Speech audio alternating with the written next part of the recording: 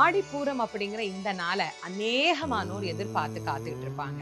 ஒண்ணு, நம்முடைய வேண்டுதலுக்காக. இரண்டாவது, அந்த வேண்டுதல் நிறைவேற்றிய அம்பிகைக்கு நன்றி சொல்லுவதற்காக.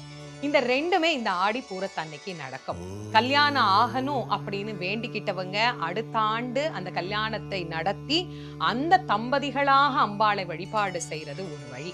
இன்னொன்னு, குழந்தை வேணும் அப்படின்னு வேண்டிக்கிட்டவங்க குழந்தை பிறந்து அம்பாளுகிட்ட அந்த குழந்தையை எடுத்துட்டு போய் காட்டக்கூடிய அளவுக்கு அம்பிகையினுடைய அருள் முழுவதையும் பரிபூரணமாக பெற்று தரக்கூடிய ஒரு நாள் தான் இந்த ஆடிப்பூரம்.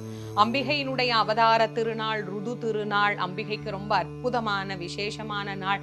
இப்படி எல்லா சிறப்புகளையும் ஒரே நாள்ல எதிர்பார்த்தோம்னா அது ஆடிப்பூரம் தான். இந்த வளையல் மாலை அந்த படத்துக்கு போடலாம். இந்த வளையல் மாலை அப்படிங்கிறது நம்மளே கட்டலாம். ரொம்ப எளிமையா கட்டலாம் தெரியாதுமானா கடையிலையும் வாங்கலாம். வாங்கவும் எங்களால முடியல அப்படின்னா